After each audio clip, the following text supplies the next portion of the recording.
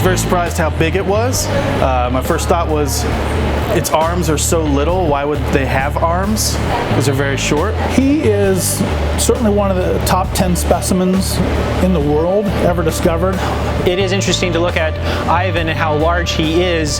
He was so large that you notice that his tail actually had to be tucked in over under the second floor over here.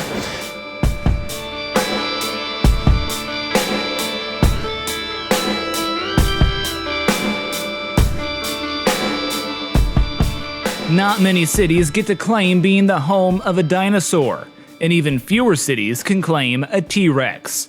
In Wichita, there's definitely something to see. You come around the corner and you see a T-Rex, things that you've just seen in a book before maybe, or for those maybe who've been fortunate to travel, they might have seen one before, but the expression on kids' faces, you know, and the joy of the parents experiencing that with their children.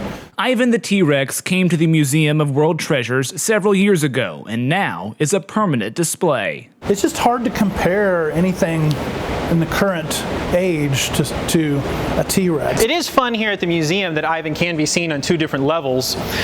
There's the ground floor where you see him when you first come into the museum, and then up above, the second floor where we were, where you can get almost a top-down and sometimes a larger view of him. Stephen King isn't only a scientist, but also used to give tours at the museum.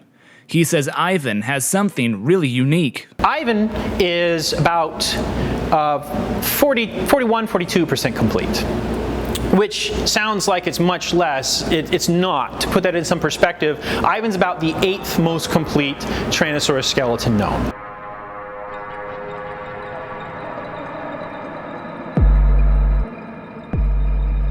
It's one thing to look up at the skeleton and see how big it is and see how large that is, but it's another thing for, as I said, especially little children to walk right up to that cast of Ivan's femur right there, his upper leg bone, and to see just how big that is. This isn't the only fun thing about Ivan at the museum. There's a special learning room just for kids. This is Ivan's Playhouse here. All sorts of learning opportunities, from fun to funky, can happen in this neat room. Providing educational experiences outside of the classroom, and especially with your family, is just so important and so meaningful.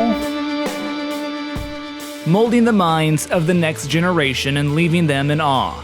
And if a millions-of-year-old dinosaur can help spawn that, those teeth look a little less menacing.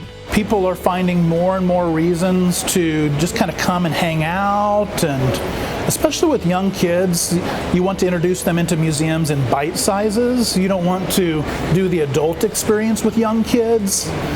No pun intended on the bite size.